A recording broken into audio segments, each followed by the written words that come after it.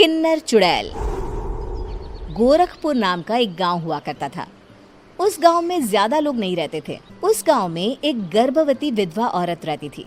उस औरत का नाम कमला था। कमला अपने घर में अकेली रहती थी।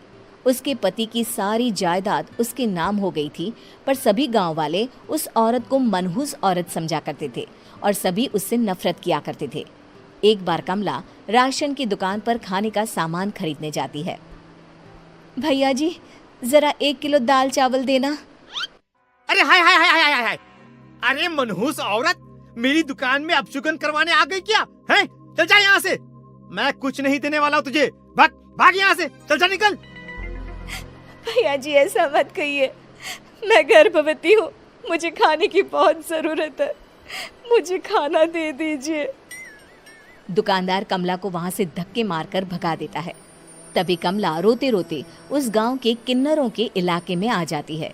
गांव वाले किन्नरों को उसी इलाके में रखा करते थे, क्योंकि वो लोग किन्नरों को पसंद नहीं करते थे और उनके इलाके में रहने से मना करते थे। तो किन्नरों ने उसी गांव में अपना एक इलाका बना लिया था। जब किन्नर लोग देखते हैं कि एक गर्भवती महिला रोते रोते उनके इलाके में आ गई है, तो सारे किन्नर कमला के पास जाकर उसका हाल पूछने लगते हैं। क्या हुआ बहन, तुम्हारी गर्भवती अवस्था में इतनी बुरी हालत कैसे है? तुम रो क्यों रही हो? तुम डरो मत, हम तुम्हें कोई नुकसान नहीं पहुंचाएंगे। तुम शांत होकर सब बताओ कि हुआ क्या है। मैं कमला हूँ। मैं गांव के दूसरे इलाके से आई हूँ।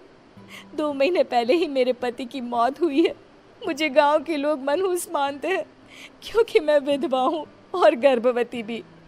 वहाँ के लोग मुझे खाने के लिए कुछ बेचने के लिए भी तैयार नहीं, जिससे मेरा गुजारा नहीं हो रहा था।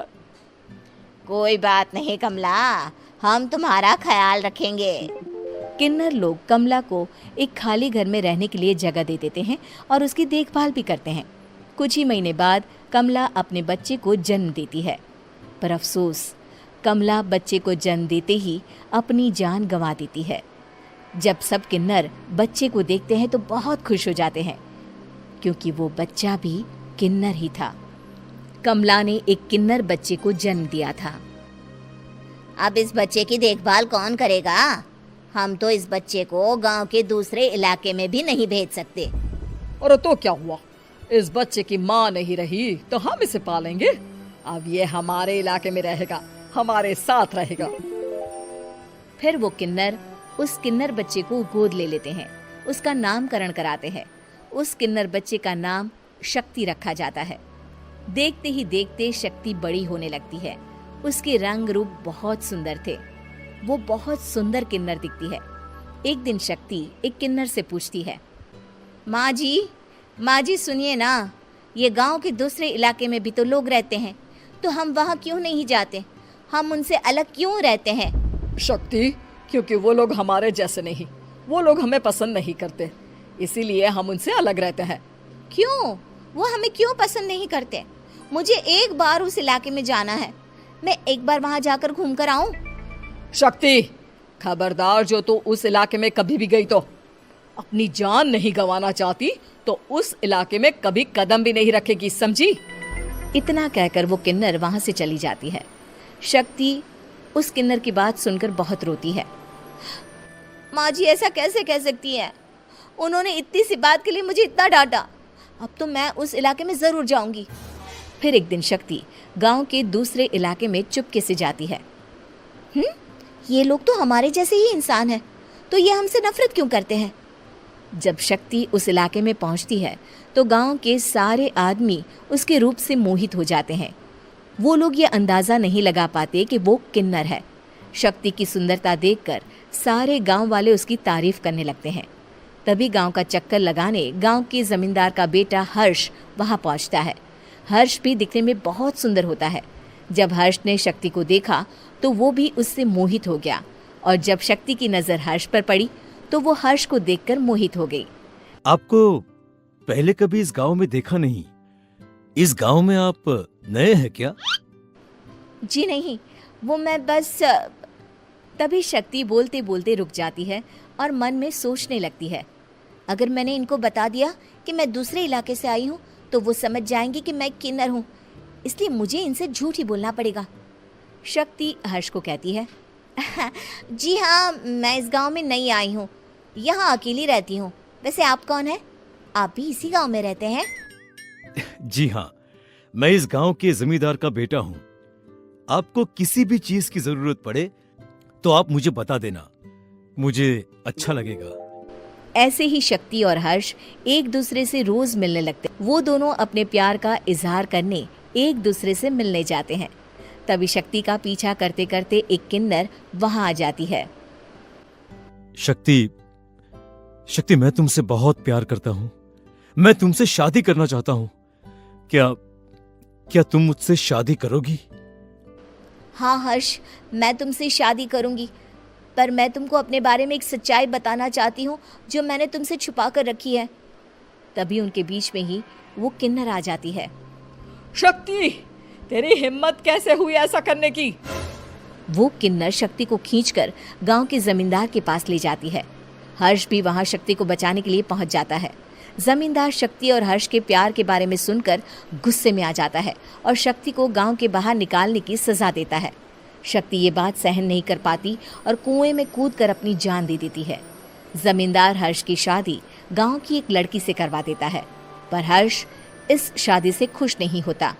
शक्ति अपना बदला लेने के लिए मरने के बाद किन्नर चुड़ैल बन जाती है।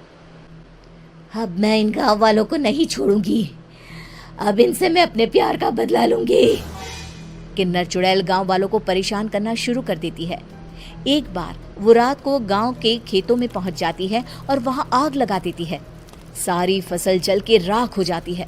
जब एक आदमी रात को उठकर देखता है कि खेत में आग लग गई है तो वो वहां पहुंच जाता है। वो देखता है कि खेतों के बीचों बीच एक किन्नर चुड़ैल खड़ी है और वहां खड़े होकर ताली बजा रही है। गांव वाला किन्नर चुड़ैल को देखकर बेहोश हो जाता है। जब सुबह उस आदमी को होश आता है तो वो सीधा जमींदार के पास जाता है। अरे जमींदार साहब, अरे वो किन्नर चुड़ैल ने मेरी सारी फसल जला दी। अब मैं क्या करूंगा? क्या होगा मेरा? जमींदार चुड़ैल किन्नर का नाम सुनते ही सब कुछ समझ जाता है। अब वो बहुत डर जाता है। उसी रात को जब जमींदार डर के मारे अपने कमरे में सो नहीं पाता, तभी वहां अचानक से किन्नर चुड़ैल आ जाती है। किन्नर चुड़ैल जोर जोर से जमींदार के आगे खड़ी होकर हंसने लगती है और ताली बजाने लगती है। जमींदार उस डरावनी किन्नर चुड़ैल को देखकर बहुत डर जाता है। तूने मेरे साथ बहुत बुरा किया, अब मैं तुझे जान से मार दूंगी। नहीं नहीं नहीं नहीं नहीं, मुझे माफ कर दो, मुझे मत मारो। मैं कभी ऐसा दोबारा नहीं करूंगा। अब तुम जो बोलोगी वही मैं करूंगा। ठीक है, मैं चाहती हूँ कि किन्नर इलाका गांव के इलाके से जुड़े और गांव का कोई भी आदमी किन्नर समाज से द्वेष ना करे, उससे नफरत ना करे, नहीं तो मैं सारे गांव को मार दूंगी। और तुम गांव में एक नया कानून बनाओ कि अगर किसी ने भी किन्नर समाज को हानि पहुंचाने की कोशिश भी करी या इनसे भेदभाव करने की भी कोशिश करी तो उनको कड़ी से कड़ी सजा मिलेगी। हाँ हाँ हाँ हाँ, मैं ऐसा ही करूंगा। तुम जो बोलोगी वो मैं करूंगा, पर मुझे जाने दो प्लीज। तब वो किन्नर चुड़ैल वहां से चली जाती है। गांव का जमींदार किन्नर चुड़ैल का कहा मानते हुए दोनों इलाकों को एक कर देता है और नया कानून भी लागू कर देता है। तब से वहां किन्नर समाज और बाकी गांव वाले शांतिपूर्वक रहने लगते हैं।